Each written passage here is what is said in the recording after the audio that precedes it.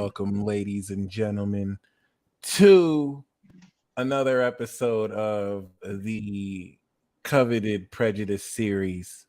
This is the Peace Dealer.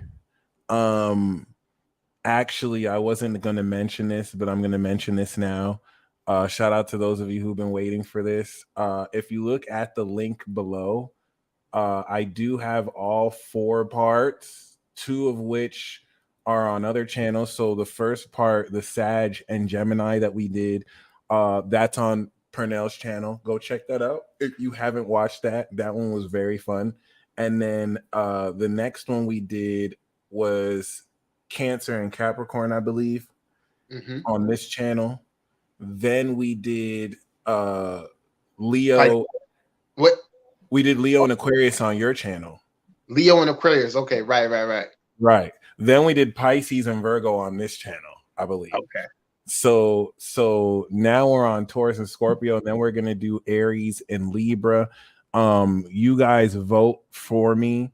Just in case anything happens, I downloaded the actual copy for the 2 signs that are not on this channel. So if you guys want me to re-upload that at any time, we don't have to do that now, but in case any of them for some reason gets taken down, you know what I'm saying? I know on Gemini Brown's channel, that one I don't see get taken down. Like, we're gonna be straight, but just in case, I can always re-upload that. I don't know if you guys have seen the other ones, but just something to keep in mind. I got that in the cut. And then I will also say, we looking to keep this thing going, looking to keep these collaborations going. So we'll be wrapping up the series soon. Feel free to chime in, let us know where we should go with it next. And beautiful. Aries and Libra, it's kind of ironic that we're ending with the first opposition. Right. It's really wild. And then the moon's in Scorpio right now. Yeah, which is really interesting. So I think there's a lot to look forward to with this. Just a recap of the series, we're looking into the prejudices and stereotypes that we usually see with the zodiac signs, and just to kind of highlight them on an initial base level. We're going to revisit these concepts in the future, but now that we're in Taurus and Scorpio, this one definitely hits deep. Taurus and Scorpio are 2 of the most stubborn zodiac signs in all of the zodiac. When you talk about fixed signs and when you talk about energy, if you want to really come into a deeper appreciation of this, go check out Gemini Brown's channel, part 3, where we did Aquarius and Leo, because that kind of brought into focus the masculine nature. Oh yeah, the relationship series, most definitely, that's going to be pretty juicy. But this is where we brought into the masculine dynamic of energy. So when we look at the feminine dynamic of energy, value and desire respectively, that's where we get into the attractive and the magnetic forces of Taurus and Scorpio. Taurus being the individual earth fixed sign, Scorpio being the social water fixed sign. And before I go more into that, is there anything you wanted to share about that, Sir Brown? So for me, I look at Taurus as being able to explore the reality. So in Aries, you realize I'm myself. Oh shit, I got a body, I got a face, I can run, I could do all types of stuff with this body. Now let's imagine we're exploring stuff, we're developing, and now we're taking in the environment. And for me, I strongly associate Taurus with the senses. Okay. And on a deeper level, illumination, right? So I feel like psychic wise, this holds a strong potential, hence the moon being, exalted here. So in Taurus, we're exploring the environment. We're seeing, we're touching, we're taking it all in. And there is So it's a Venus rule sign. So through the senses, pleasure is derived at, right? Something looks good, we get a feeling, it tastes good, right? Bringing in Scorpio, Scorpio shows the consequence of desire. Oh, Yeah, that's how I look at it, man. That's how I look at it. Yeah. Yeah. So Scorpio is so I look at it as the psyche of the soul and our own inner psychology. Yeah. And at the root of it, our psyche shows how we go about desire. So ultimately, we could look at Scorpio in one sense as both energies are instinctual, but it is the result. What we do with our senses comes from our psychological exploration, or like how we're perceiving the environment. So we're choosing to focus on just the food in the environment, or eating it from the environment.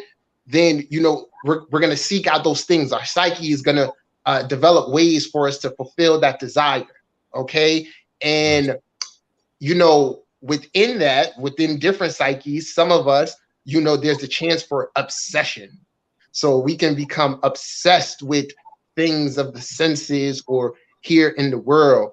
And then ultimately from there, Scorpio kind of shows us we learn our own psychology. And I think what you want to do, or the battle that occurs in Scorpio, is to not be overtaken by desire, but rather know how to seek it out, acknowledge the consequence, and then by going through this process, you're able to extract the true value of said thing. So it's my little spiel on Taurus Scorpio.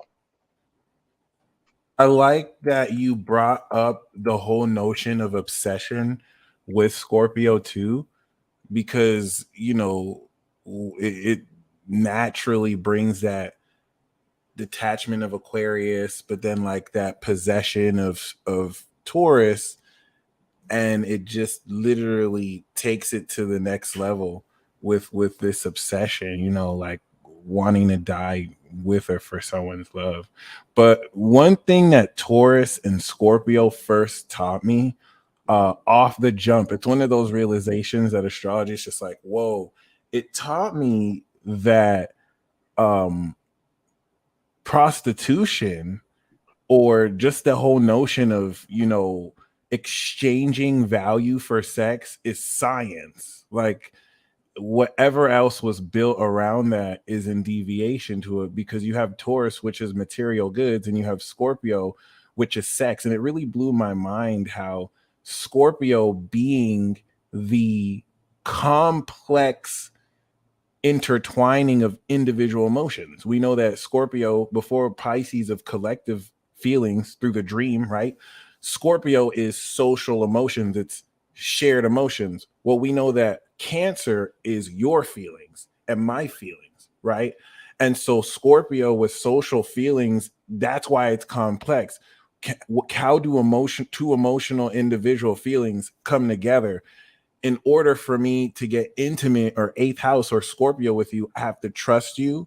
I have to feel comfortable with you, Cancer, and then I have to be able to be vulnerable with you. So you have all these complexities here with Scorpio, and the opposition of this is Taurus. Like, I have to feel valued. You have to pay. This dick ain't free. This vagina ain't free. And that's just the law of it. You can kind of paint it through vilifying prostitution, or through trying to vilify being married, because we see both sides getting vilified, but both sides are doing the same thing. And in order to exchange this intimacy, you have to spend time. That's the only currency. Whether you pay for it up front because you're paying for them to get out of your face, or whether you're paying with time, devotion, like everyone pays in different ways. But that's the first thing that taught me. And it really goes into, once again, this whole valuation of Taurus being the independent value, the self-made individual. Taurus is your own worth that you put in, and Scorpio is now other people's resources. It's how like it's other people's money, right? Right. Right. And I kind of look at it like when you develop, and this goes, I think I told you my view, Mike. I tend to lump the Taurus and the second house, together and stuff. So I'm like, and that's true. That's true. Yeah. So when you develop your own sense of value, whatever that may be. Now check this out. And I wanted to ask you, Mike. So we're both Venus in the 12th, fire Venus, I Leo. That realization, I was like, what? Like it's not me that they want to exchange. Like they're not here because it's because of me or whatever, when you really start, and then you look at it, fifth house, Leo is like dating. Dating is like, okay, let me go try to impress you with my creativity. But what do you need in order to express that creativity? Some resources, right. Second house. And then who's those resources for? Who you are using to express it for? Others. So for me, it helped. And I was like, okay, well, I'm certainly glad I know this life. And because my Venus in the 12th, I was like, I don't think I probably understood this before. So astrology definitely helped me understand that. How about for you? Like, how did your Venus, take that? I love that too, because I sleep on my Venus every night. Literally, it's in my 12th house in Taurus. So it's what's physical, it's what's natural, it's my taste buds. In fact, that's what really helped me respect the fixed signs as the axis of love, because I realized love starts at Leo and then it's pure in Scorpio. Then it's detached in Aquarius through friendship. The highest octave of love is friendship. And what that taught me is Taurus isn't really love. Taurus is the first foundation of it, of appreciation. So if you don't really appreciate somebody, do you really love them, right? Before you can get into Leo of like, I love you, Taurus, make sure, do you appreciate them? But what I learned is Taurus is sensual base pleasures. Mm-hmm. Yeah, like let me give an example. If I could just one way I equivalated, a Taurus they may be like attracted to someone because I'm just using this example, like they smell good. You know what I'm saying? Like they're giving off this vibe or whatever, but at Leo or at the opposite end, it's like intimately, I'm good. But there is something initially on that surface level that sucks them in. So yeah, I just wanted to add that. No, that's facts. And Taurus is what I like about having Venus in Taurus is, I'm gonna be honest with you. I have Mars in Aries, I have Sun in Gemini. If I didn't have Venus in Taurus, I would cheat. I thought you was Venus in Aries, bro. Okay. I would have sex with as many women as if I didn't have Moon in Capricorn or Venus in Taurus, I'd be having sex with all sorts of women. I would be bragging about cheating. I'd be like, oh yeah, like she don't even know. It's only because I have those earth signs that I don't talk to anybody and I don't cheat. Like Venus and Taurus is loyalty for real. I had to learn that. It's this desire, like I don't even want to be with anyone, but it's very possessive. It's very possessive. And then it's opposite Pluto, which is super extreme. But like I really had to accept Taurus love to cheat, though. I'm not gonna lie. I was gonna say that. I was like, I don't want to burst your bubble, bro, but everybody ain't you. Yeah. No. It's different combinations of it too. But personally, and I'm gonna say a lot of that's the Capricorn too. Like if I didn't have the Capricorn and Saturn to keep an integrity, like I really wouldn't give a fuck. But that's not to say Capricorns don't cheat too. Like every sign cheats, but what I really had to accept was a lot of the loyalty. It's not like the loyalty isn't real, but like it made me respect how everything after Cancer is where we start to apply our sensual desires by caring about people. And that's why I feel like exactly. And that's why I feel like love starts at Leo and Virgo, because the application of love is kindness. So this is what you actually put in work to actually care about people. I have a lot of empathy in Cancer, but I don't have a Leo. I don't have Virgo. I don't have Libra. I have Pluto and Scorpio. And like I don't really be giving a fuck about motherfucker. I don't really be caring about anybody but myself. Like it's a very selfish energy. I have a lot of Aries, I have a lot of Taurus. And then I realized Taurus is like a sensual pleasure. It's like I realized I love people, but it's really more based around like my base sensual. Like I love you in the sense where I can have sex with you or I can cuddle you, but it's not really like a love.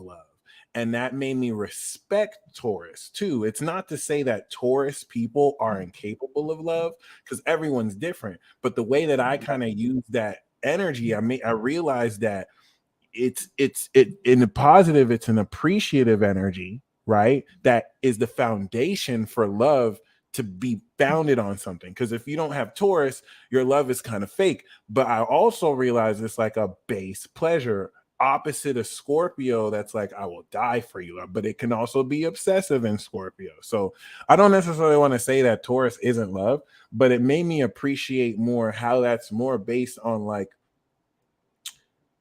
I I know love what you're food saying. more. You know what I'm saying? Yeah, Right, I right, know. right.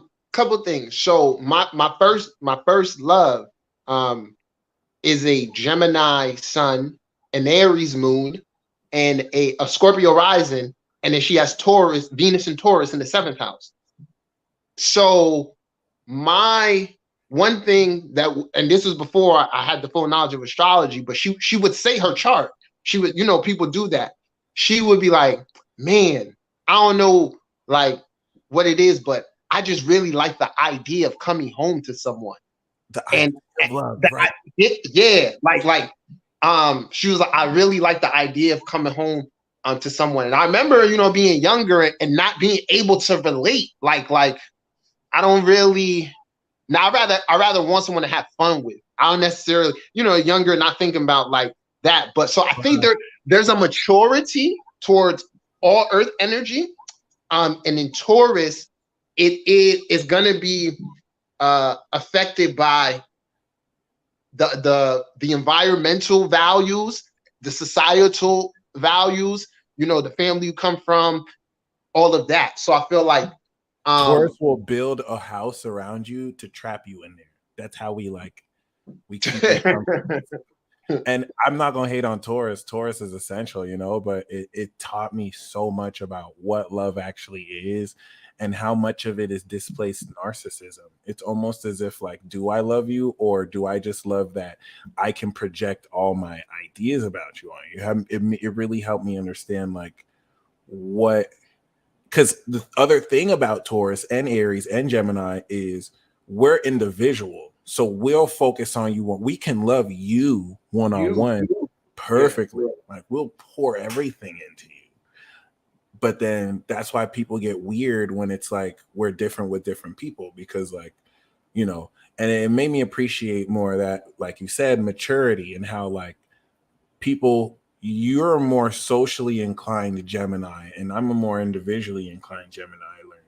So like your Venus is more mature, your rising is more mature, whereas my Venus is like 7 years old. You know what I mean? It's a lot more childlike or childish in the sense that it's possessive, and in the sense that it's more, base, which helps me appreciate how I can step more into maturity with that, but also not expect more of myself than might be needed. So once again, everything that I'm saying is all based on the individual. And like Royal Gold said, Taurus can be very romantic. Taurus is what they can be very romantic. So I don't necessarily want to say that Tauruses aren't lovers. Like Tauruses are some of the greatest lovers. But it just taught me more so the difference between how both signs approach love. Where one Taurus's sign of showing you they love you is going to be giving you stability. It's going to be giving you comfort. Right. Scorpio's sign of showing you that is going to be unendingly, you know what I'm saying, merging with you at a core level, even if it means that y'all might not be. See, Scorpio is a different type of wealth. So I don't want to say Scorpio's broke, but like Scorpio could be in the cheap motel and still show you that they're in love with you by really melding with you versus Taurus that's gonna feel like if I loved you, you wouldn't be in a cheap motel. You know what I mean? Like just showing that kind of difference. But yeah. Yeah, bro. No, it's very interesting. What comes to mind is I knew a fourth a fourth house like Virgo stellium and an eighth house Capricorn moon, right? Yeah. So the person was very sexual, as most eighth house moons are. And they were a bit detached. And being frank with you, fourth house Virgo, there was like, oh yeah, I'm pretty much down for a good time, and we could be having a good time for like a year, but yeah, I'm not bringing you to my house. Like, yeah, right. Just like yeah. I'm gonna need some 4-star wine and dine. Like that's a part of the experience for me. You know what I mean? And it was like a Capricorn moon in the 8th house. It was very revealing for me. I was learning. I was like, okay, I'm down from somebody who knows like what they value and you know what I'm saying, all of that. So yeah. I like that you mentioned like that whole notion of, I don't want to say high maintenance, but that's another thing with the fixed signs, high quality. So High quality is something that is very true. It's very true.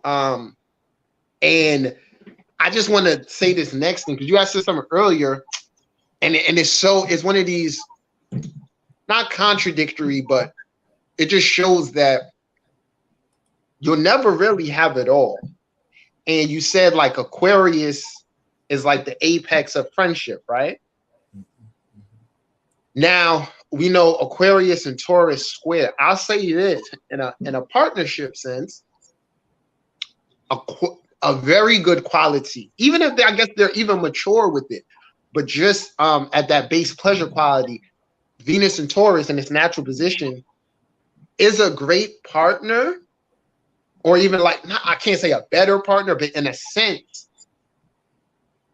than a Venus and Aquarius, where Venus and Taurus, because of that sensualness, is always open towards the opposite end, intimacy. Because I'm sensually open, it makes it easier to have intimacy with them. You get what I'm saying? As opposed to like a Venus and Aquarius, you had said, so Venus and Taurus is, they're showing you they care through their consistency and all of that. Venus and Aquarius is definitely a mature energy. This is one where it's like, yo, I may not give you that fucking consistency. Like how any traditional romance may give it, right? Mm-hmm. And then opposite Leo, which likes attention, this can be a problem. So ultimately what I'm getting at is like, you may have that friendship, but less intimacy. Yeah, and you nailed it. You nailed it. It's crazy. And it's crazy. And what I try to tell, particularly, my Venus in the 12th house people is like, yo, get away from the ideal, bro. Because the ideal, yeah, like let it go. Like the best way I say it is like, yo, take 5 things. 5. And if you could get 3, be satisfied. So on some real shit, like that's something that 5 years ago, 10 years ago, I would have never listened to. But now after holding on to the ideal for so long and just realizing that it's an ideal, because we really believe that we can get the fantasy, you know what I'm saying? And we have to realize we're the fantasy. So you really do have to just like be grateful for what it is. And that's how you know what I'm saying? Like it's been such a lesson. But I love what you said so much. Tell me what you feel about this and let me know if it's accurate. Basically, Aqua Venus, right? Like on the surface, everyone wants to be with Aqua Venus because Aqua Venus is the coolest Venus. So everyone wants to be seen with that person. But behind closed doors, everyone wants to make love with the Venus and Taurus because that's the one that actually feels It's a man that feels good. You know what I'm saying? That's kind of the difference there. Yeah, and I would say this, a reminder for me in this day and age, and honestly doing this work, because I gotta tell you, this shit bothered me at first when it would happen. I don't know if this has happened to you, Mike, but you on social media follow, some of your clients and stuff, and then they're seeing you for a reading about their relationship, and right before the reading, there might be trash in their partner, but right before the reading, they're posting these pictures like everything is perfect.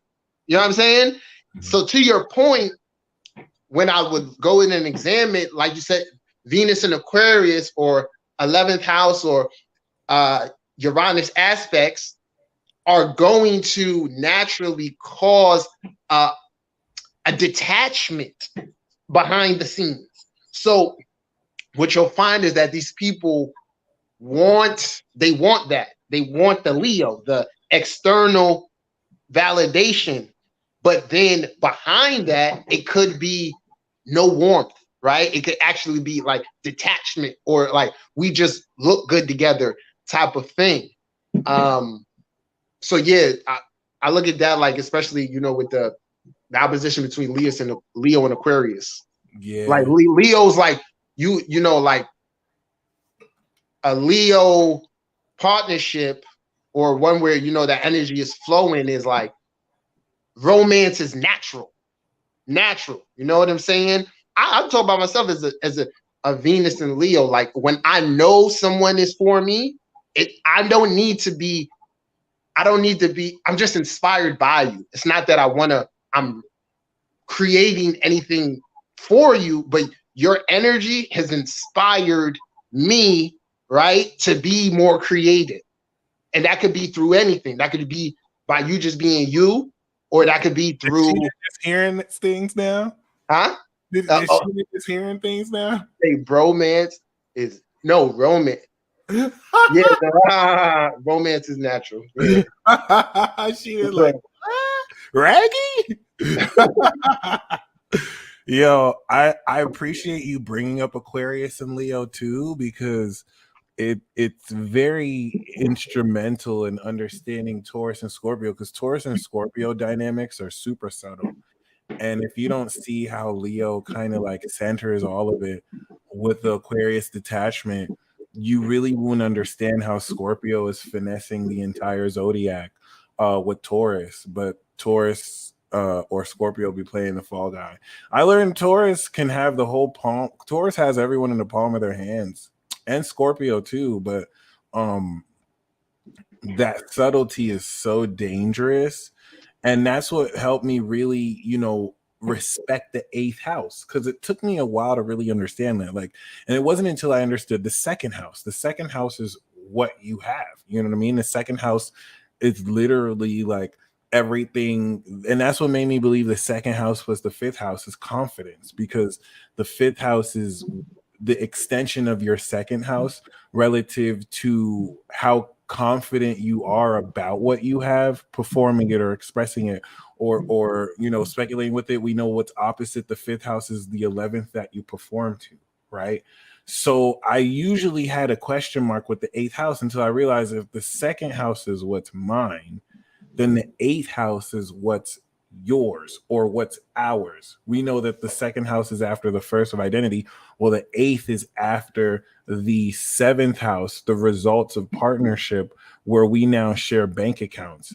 But I also realized it's other people's money, it's other people's resources that look at what I have in the 2nd, and it's what they find valuable about it. It's what they're willing to invest in it, or it's what I can invest with other people.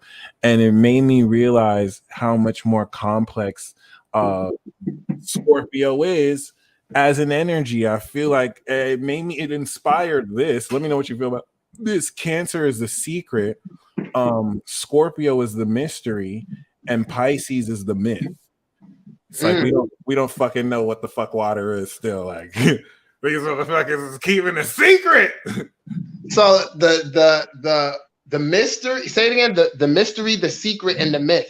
So like Pisces is the myth, Right. Cancer. See, can't Drake is a secret mystery because he wants to act like he can be sprinkling these bars and then act brand new when people start to put two and two together. And now I'm thinking, is he just being a mystery? Is he claiming bodies he didn't have because he's angry at somebody and now he's paying for it?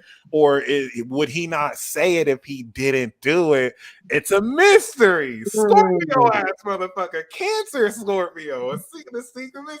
He's keeping a secret. Right, He's right, right. keeping a secret. So, like, Right. you know what I mean? I've been learning that about the water sign.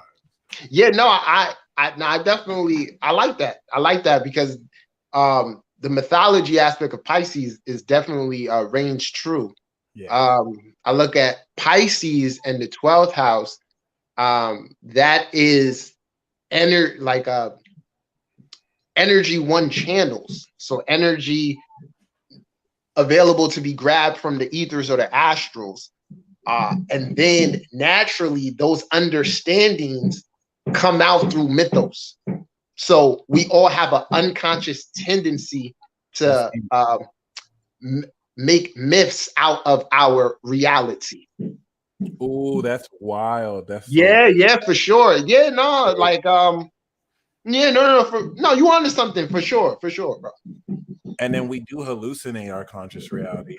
Right. And then like the eighth house aspect of it is there are secrets, man. Like I'll be seeing a whole lot, but everyone has their own personal things that'll be open for them, things that they can do or find out that's like a little secret or a code to crack. So everyone has a layer of transformation, which in essence is like a secret. It's like, fuck, I was missing the fucking mark on this. You know what I'm saying? And that's something within your internal psychology and all of that. Right. And like you said, the psyche, which helped me now look at I learned Scorpio is a fucking hater too. Unless Scorpio is purity, right? So when you look at the model of purity, right? And pureness, that's Scorpio. It's the opposite to the natural value. So anything that's a distortion of that purity is evil. And this is how evil starts at Libra. And now with the fall of the sun, you know what I'm saying? It's intensified into pure evil in Scorpio. That's why it's extreme. Like Scorpio is going to either be pure, and this is what now brings in the Plutonian psychology of rape and also of other people corrupting, you know what I'm saying, something that was naturally pure. And it brings in all sorts of jealousy and envy. So this is where in its pure state, Scorpio is going to be this almost obsessive love and devotion towards you that wants to help you transform into your highest light. In its evil state, it's this hating ass, duplicitous, evil motherfucker that pokes at your weaknesses and knows how to play the long game with you before linking with the devil, Capricorn, which in its pure state is integrity. So Scorpio is that like crucial point that if it's impure, it transforms everything after it.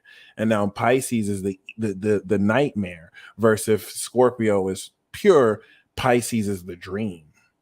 And that could even lead to Ophiuchus coming after that. But it really you know, the psychology of the 8th house square the 11th house, the 8th house of trust and boundaries. If I have what I have in the 2nd house, then the 8th house is, can I trust you with my iPhone on the counter? Can I trust you with my money? And then if I can trust you in the 8th, you're my friend in the 11th. If I have to draw boundaries, you didn't pass the 8th house, you not gang, you're not 11th house. And it helped me learn about the detachment of other people's evaluation of you versus what you feel in a second. You know what I mean? You can drop a classic project. That's your 2nd house, right? But less than 1,000 people bought it. You know it's platinum, right? But the 11th house, the associates, they hate it. They're like, no, it's not really that dope.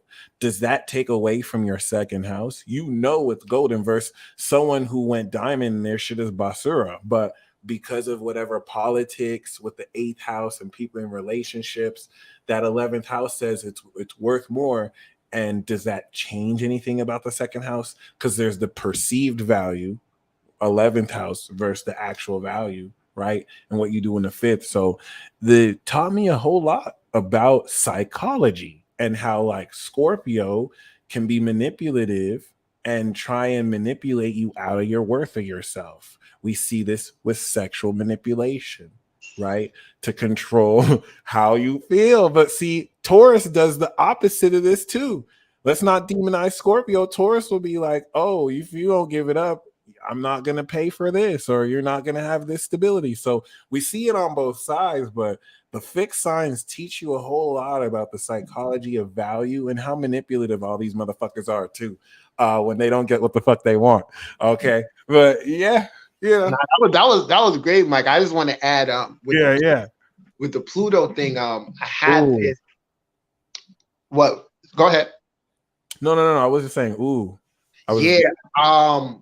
I had, so, you know, as astrologers, we're very much so historians and time travelers. Facts. So, we're both Pluto and Scorpio.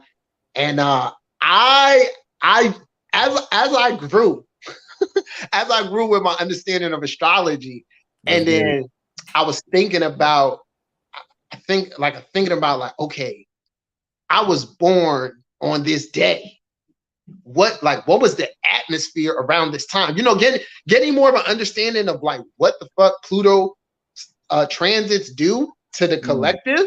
And bam, I was like, yo, it was like Pluto and Scorpio was like night of the motherfucking living zombies out here. And like the world was very, very dangerous. And Pluto and Scorpio generous top 10. Oh, it's crazy, y'all. It's crazy. And bro, I lived down the street in fucking Orange, and there were shootouts in the park. Like, it's crazy that you say that compared to what it is now. Like, it really was super dangerous out there. Like Camden, right? New Jersey, all in places. Newark, New Jersey was not safe. Like, yes. Right. So I'm thinking about it like this, that like like if you in Pluto and Scorpio, and if you were so privileged to have a cell phone, you would not be caught walking down the street flexing on your cell phone. Why? You might get fucking mugged. Pluto might just send out a whole, slew of people to rob you. Like, these things were real. Yeah, demons. And like, yo, bro, this is how I really see it though. Like, damn. Like, the world was possessed by like demons, my nigga. Like, people were legitimately on demon time. And you gotta think about it. Like, one of your uncles, maybe your pops or whatever right now, who's chilling, he could be complete 360 than he was. He might have been a stone cold killer in the 80s. Killer, hitman, stick up kid, right? Then Pluto goes into Sag.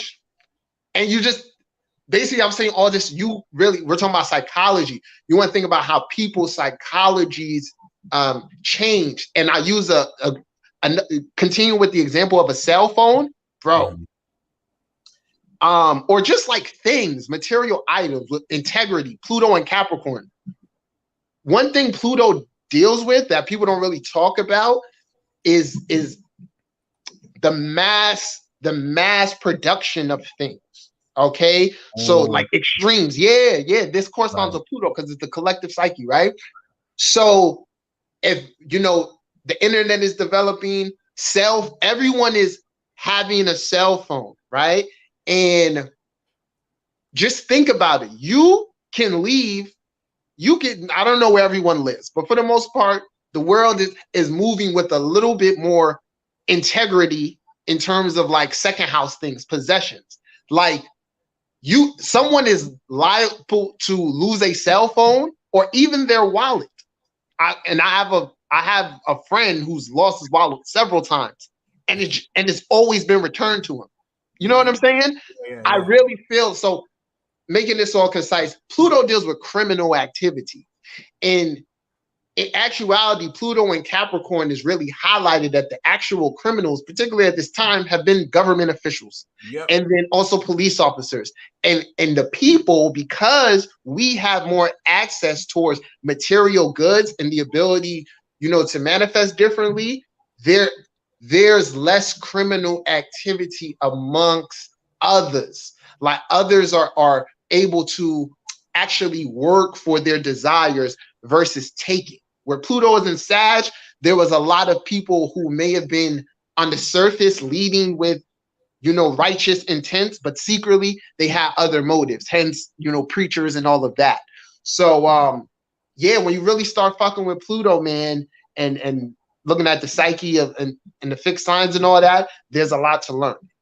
That's why Pluto and Aquarius is not only iconic, but we're sitting at 29 degrees Pluto and Cap, bro. We're making history right now. I'm telling you. Oh yeah. And I felt this like when Jupiter every day, we don't need him up. When Jupiter was at 29 Pisces, I really the homie that David Lee Frank that played the Tommy, the Red Ranger or the Green Ranger. Yeah. He passed away.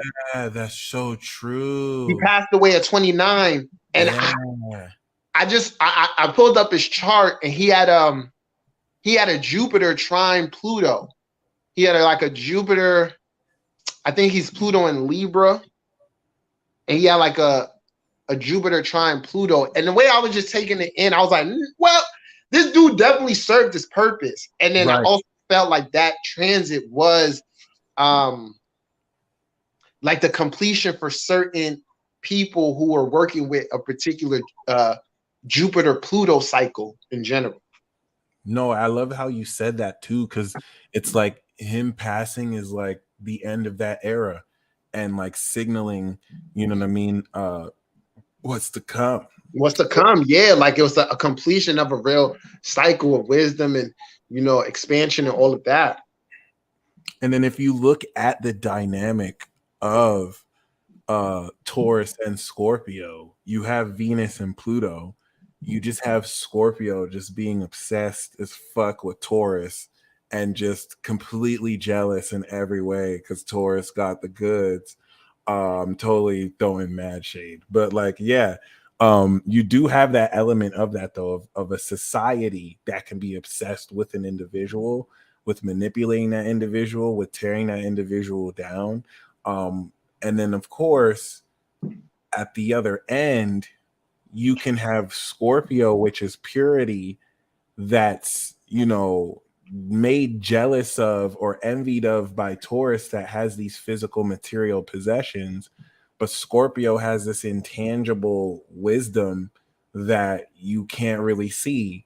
And you know what I'm saying? I don't necessarily want to pit either side against each other, but this is how you see, this is how each sign pulls out each of the other shadow. Right. Yeah. Right. And so I would no, it's real, because I think it is very appropriate to focus on the manipulation, not just necessarily between others, because this could be internally. So in the next vein, I would look at Scorpio as, I guess, the potential of the shadowy things will be there, right? But it's, as we say, it's about transmuting them. And then by the time we get to Pisces in the 12th house, if you like hid from this thing or not faced that shadow in Scorpio or learned how to transmute it, it becomes that karmic thing in the 12th house. Yeah, no, that's so true. And it just kind of reinforces how Scorpio is the most dangerous zodiac sign. Like, I'll say Sagittarius is the most dangerous, but that's because there's 12 houses Scorpio, and Scorpio teaches you that there's nothing more dangerous in this life than giving 100% of your trust to somebody who wants to kill you or someone who you cannot trust. And that's why, you know, you learn the lesson of trust through Scorpio, whether Scorpio has to sting you or whether you learn that through intimacy with someone that you can trust. Because the eighth house, really, when it comes down to it, is who can you trust with your life?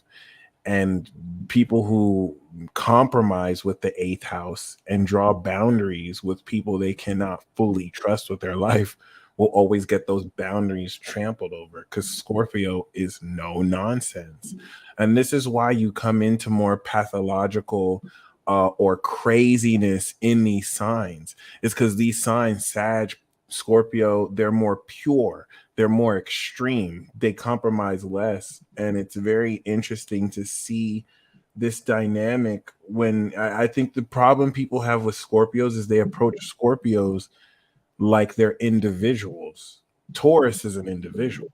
Taurus can maintain the individuality of their conscious or soul through their senses. Scorpio's a demon. Scorpio is more of like a collective. Sagittarius is more like a collective, a god. Scorpio is more like legion. Like people don't understand that with Scorpios or Aquarius is they'll take in the spirit of the vibration around them. So if you put a Scorpio into a very dark place, that Scorpio is going to be fucking evil, even if they have to be pure as hell to counterbalance the evil. And that can come off as moodiness, darkness, processing a lot of negativity by being aware of these microaggressions. And you're never really connecting with just one being unless they have an Aries or Taurus moon arising.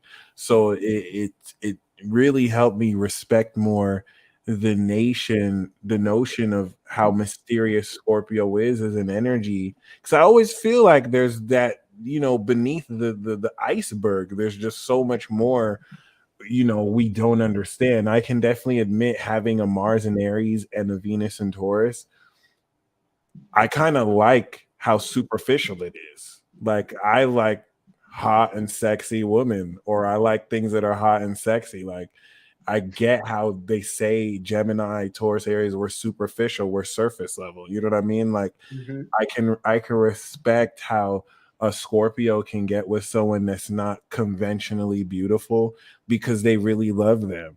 And that made me realize I'm shallow as fuck, because she gotta be bad. Like, there's no way. But but see, when you actually love someone, when you actually really know someone, then that doesn't matter. And it just kind of teaches me how shallow I could be, which is really amazing.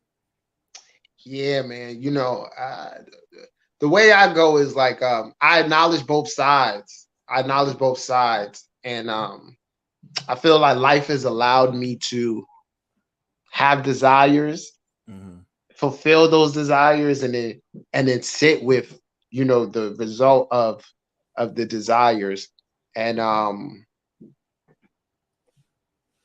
yeah, man, like for me, like I'm here to say that physical shit matters. It matters. But you have to gauge how much you got to fire Venus. So she gotta be hot. She gotta be hot. And you know what I'm saying? And now I will say this. I'll say this. I feel like where my Venus is, and then, you know, the maturation of it, I have an innate understanding. And mind you, like you said, I'm the ideal, the fantasy.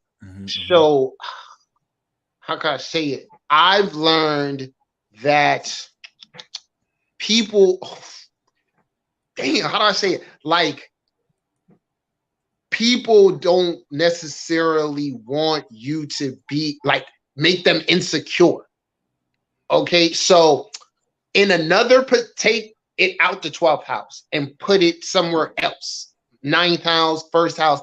It's not only so, like, my physical, what I'm attracted to physically is for me. Like, for me. And someone else with that Venus somewhere else, the ego part might be like, I don't want to just think she's beautiful or bad. I need everyone to think she's beautiful and bad. Right. Yeah. And this is funny, y'all. This is funny. And I always tell people, I think naturally I've always had an astrologer's mind. So even before I got all the way into it, I paid attention to birthdays and stuff like that. So it just so happened, young teenage me, I just so happened I dated two Scorpios born on the same day. All right. And it was of the same year, too. So the same age, it was the same energy. Um, and they both in their own ways said like, you're fun, but like I couldn't be in a relationship with you because you're dangerous, or that's the expression, like you're trouble, like I gotta worry about you like everywhere you go. And that kind of taught me that some people, it'll be like I said, it'll be different wherever your energy is. Some people want everyone to know what they got, and then others kind of just want to know what they have, or they may not want anyone else to know it. It's rooted in possessiveness or whatever. I hope that makes sense. No, and I like that you said it's rooted in possessiveness, because that's what I learned. Like each fixed sign has their own thing. Like Taurus is possessiveness, Scorpio is obsessiveness, Leo is pride, and then Aquarius is like knowledge, but also like kind of superiority. And it's almost like certain sins that the signs teach you to be aware of, because we all have this. It all exists within us. But of course, depending on what you focus on, we see it more here. And this is what leads once again to the prejudices. In order to really understand and kind of get to an idea why these signs get to this rap, we wanted to spend the first 50 minutes just kind of breaking down our insight about it. When we look at how vindictive Scorpio is as a zodiac sign energy, you have to remember, and as stubborn as Taurus is, these are fixed signs. They're not magical like mutable signs. They don't know shit about change. These motherfuckers think that they're it. Say this with love. I got big side energy too. They don't understand that sometimes things have to change, Don't worry, they're not insufferable like cardinal signs that you have to do everything their way, until the fixed signs are just like, no, we're doing it like this. And then you need a mutable sign to just show you we magically changed it. But you know what I'm saying? We still need fixed signs, or otherwise we wouldn't have no stability. Right. You know what I mean? So Taurus, I realize another thing with the fixed signs is they are all versions of narcissism as well. And it's not a bad thing. Leo, of course, being the central aspect of narcissism, but becoming a disorder when any of these energies are, of course, unbalanced. Leo applies this narcissism to themselves. Aquarius applies this narcissism towards others, where they separate themselves from others, like, bitch, you can never. Scorpio applies this narcissism to their accomplishments and how pure they are. And Taurus applies this narcissism as an extension more so of everything they have, treating everything they have as their own possessions. And so, it's kind of coming into this purity that, based on how these signs do not balance this, is where we can come into the signs of prejudice. And the reason why I love it for this especially is prejudice start to Taurus. So you actually have discrimination, which is Virgo, and then you have elitism or classism, which is Capricorn. So like mad Capricorns are racist as fuck. Even if they're like of the same color, like black Cancers. If you notice, cardinal signs are big on race. They're big on identification. And then you have fixed signs that are more big on prejudice, like, oh, this person isn't rich like that, or this person doesn't have this type of quality. Then you have discrimination, which is more Virgo. We sort this out, we sort that out. all these things are necessary. If we don't have this level of discernment, then you're just going to believe any motherfucker. But when it's impure, we have prejudice. Taurus's version of prejudice is that broke motherfucker try to shake my goddamn hand and they only have fake clothes on, right? Or prejudice of you're from a different quality of bloodline or you're from a different race. You know what I mean? So prejudice is important because it helps to discern values, right? We need to have healthy prejudice so that we can be prejudicial against fucked up values. You want to be prejudiced towards weirdos that value having sex with your children. You want to be prejudiced against people who want to harm people who are cool with you. You know what I'm saying? But this could go out of line, of course, if you're out of integrity. So with that being said, you can have these signs be super judgmental. Taurus could be super judgmental. Scorpio is super judgmental. Both of these signs are super stubborn. It's actually amazing. Everything that Taurus hates about Scorpio, Scorpio hates about Taurus. They're actually the same. They're just opposite in the ways they go about doing what they do, which completes both of them. And, you know, what would you have to say as far as these prejudices and these signs too? Yeah. Yeah, like I said, I feel like you brought all that down well. I do feel like, you know, the prejudices, the fixed signs have, you know, a lot of prejudices, and that's the transformation of those things, or whatever the individual's too fixed in, is what gets them towards that mutable energy. So it is by being open-minded to those who have different values than you that Taurus is able to tap into Gemini. And then, you know, that allows them to emotionally, you know, bond with others who are different than, you know, their family and things of that nature. For Scorpio, it's also having to believe in something bigger. You know what I'm saying? Like particularly like when you've been through so much darkness or tough experiences, the ability to still be able to formulate a vision or have hope to be able to expand up, yeah, to, you know, see out of that. Then, you know, with Leo, it's really about, it's easy. Humble yourself, nigga. You are not the fucking king.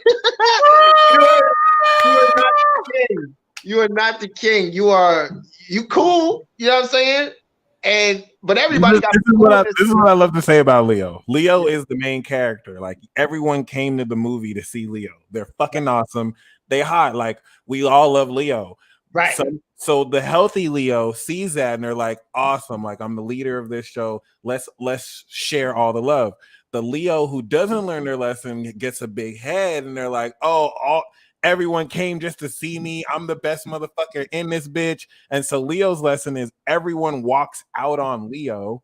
And it's like, well, if you're just you, my nig, then can you play everyone's part? And then Leo learns, okay, I have to share the influence, right? And that's basically their lesson. It's literally like a fucking movie. Like they have the plot, right?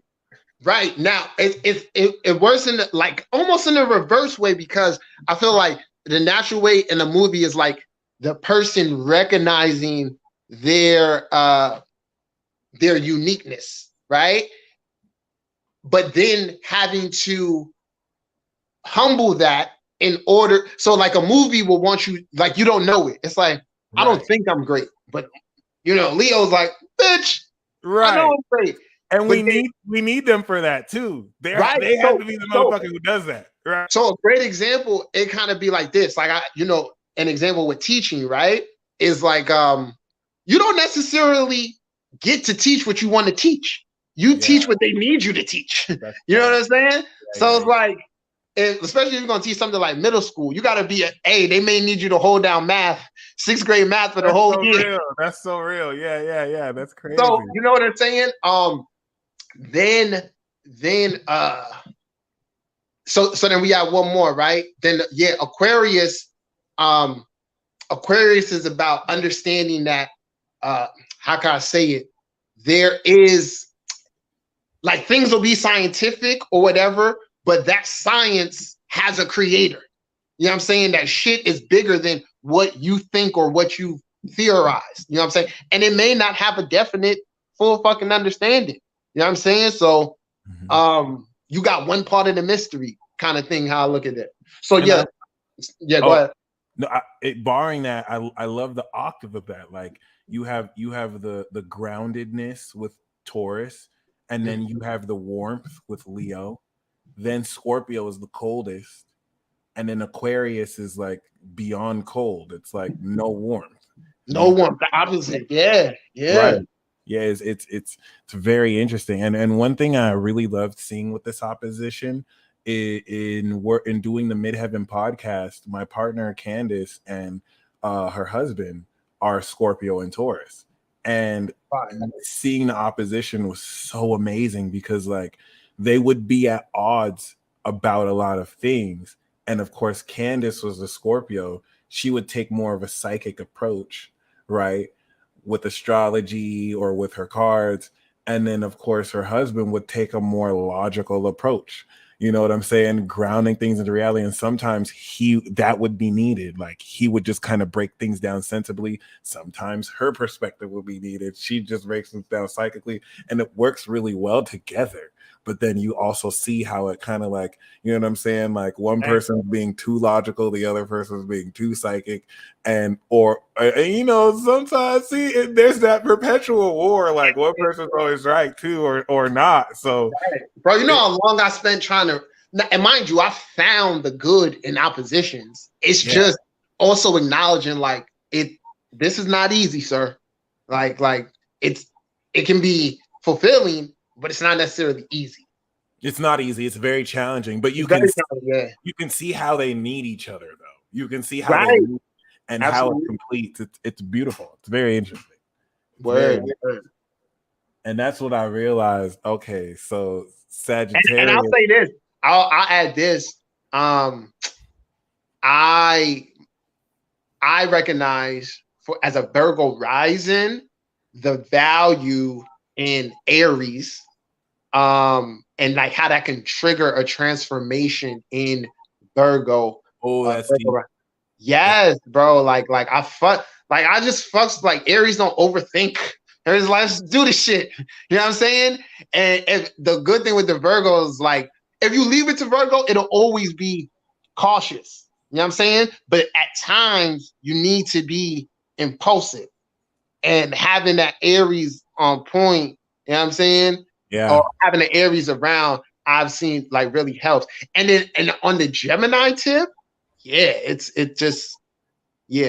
like that contrast. It's like they're here for the adventure. And that's why they're paired with Sagittarius. Oh yeah. So I'm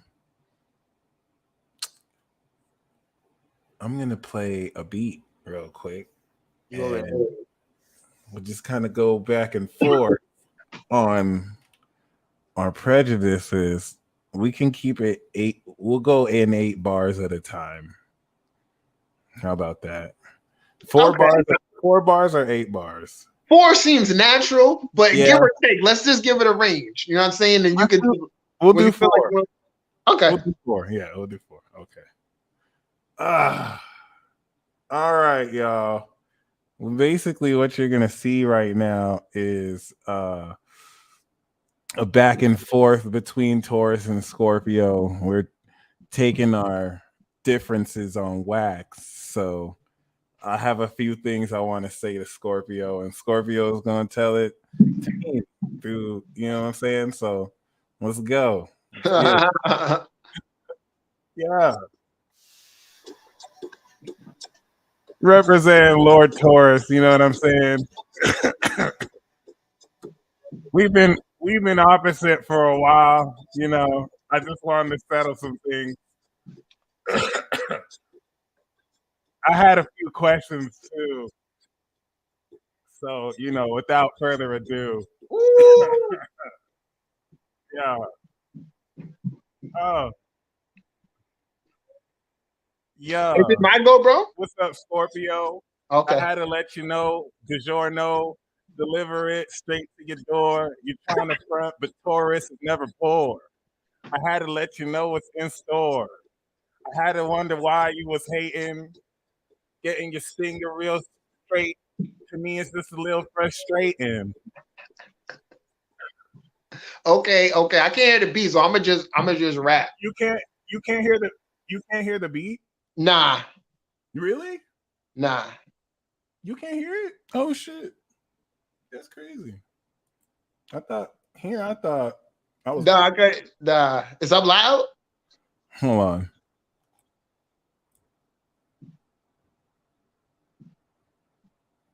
Let me see how it sounds actually.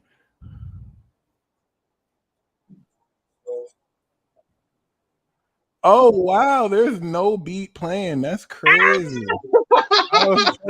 So this whole time you didn't hear beat. That's crazy. That's why you were saying, okay, you know what? I'm gonna do this. I might be able to just rip it.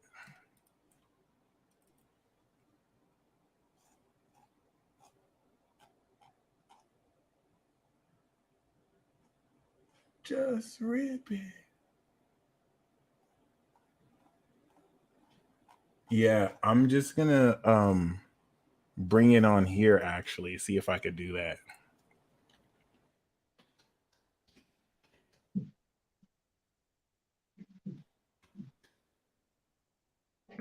Oops.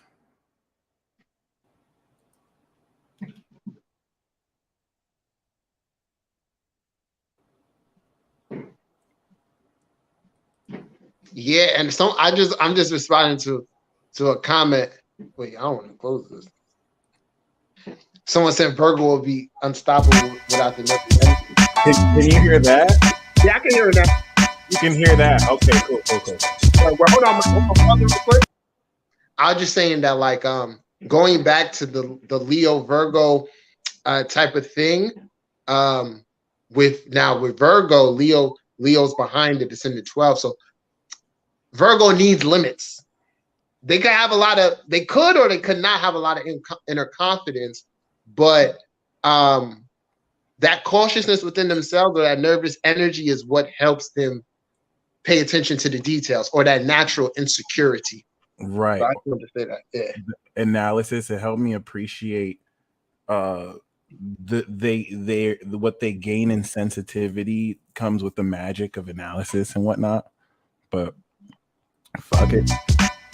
All right, here we go. Once again, I didn't know the beat wasn't playing before, but like I was saying before, I gotta talk to you, Scorpio. You know what I'm saying? Okay, I go. No. I'm gonna go 4. We can go 4 or 8. It is what it is. Okay. So I'm gonna start this 4 coming up, and then we'll go in. All right, let's get it. Yeah, I see you a Scorpion playing the singer, real wild. It's cool. You just my child. At least we ain't really poor. You know I go in. I got more in store. That was supposed to be 4, but whatever though. I'm gonna pass the flow.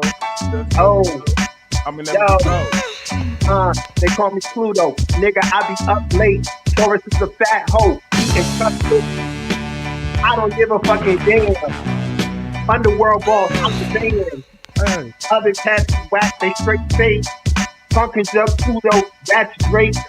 Wait, you got to get ate like some cookies. I take your card, rookie. I had to take it back, rookie. I hope you know you should never push me. You talk about Drake, well, I got Pusha T. So we know what he did, though. It was a surgical summer a couple years ago. So I had to let you know. I told you, please never post. Who's the Vandross at Pluto? You know I rock top tier. Shout out Future. He be fucking them hoes, and you know he Treat it like a merry-go-round. It goes round and round. Pluto got the sound, flow so deep, make that ass drown. I don't give a take, I rock to the beat. Shout out Jordan something, Wolf of Wall Street. I just want to know why you so damn emotional. Why you get so damn jealous? Why you looking at me all the time? How come you be on the internet lurking? How come you know my words really hurting? How come you take it so deeply? I know I eat snow, but I eat cold.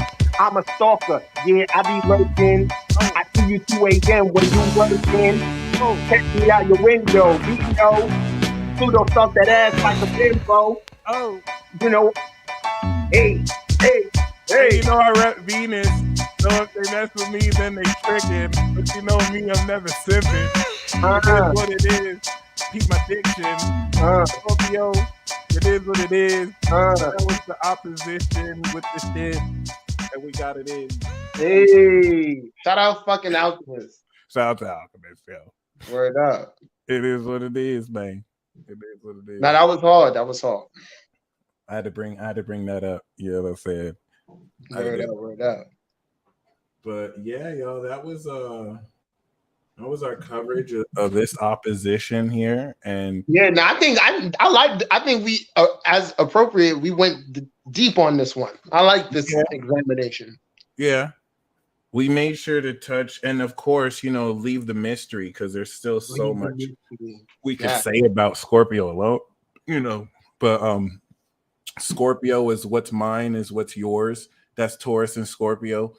It teaches us to really value ourselves, because when you value yourself, then you can make the right boundaries to help other people value themselves.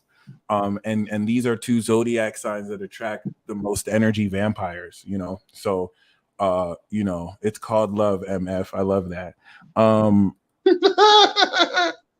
Shout out to Uno. So basically, next we're gonna end with the first, Aries and Libra. That one we're gonna come a bit more impactful, a bit more high energy. And is there anything you want to say? Nigga. Hey, speak for yourself. Speak for yourself. Oh, my man. No. Right. I'm talking about energy. This nigga over here feeling like, damn, I'm out. Sorry, y'all. We out of it. Yeah, I'm good.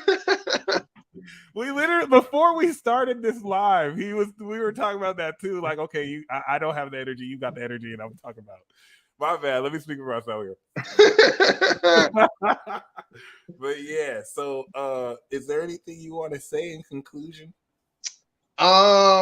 If you like my thoughts on this and you want to know more about my thoughts about Taurus, Scorpio, check out my book, Astrology of the Matrix, available at my website, GeminiBrown.com. No, nothing else. Like I said, feel free if y'all got, questions or thoughts. Feel free to, reach out, let us know things we could bring to the table in advance, to just talk about next time. So yeah, someone mentioned the relationship series, so we can definitely riff on some of that. We'll come back with you guys with something like that. We could tease you with something, but that'll be fun to do for sure. And yo, Mike, we could if someone wanted to come on and ask a question, they could do that too, right? Yeah, we can have we actually can put a link if anyone wanted to join, or we could do a conference call. People could call in that. Like we could open up stuff. That would be fun. Okay. Word. Okay. That's good to know. All right, ladies and gentlemen, thank you guys for tuning in. You guys have a blessed week ahead. It's definitely going to be quite impactful. And until next time.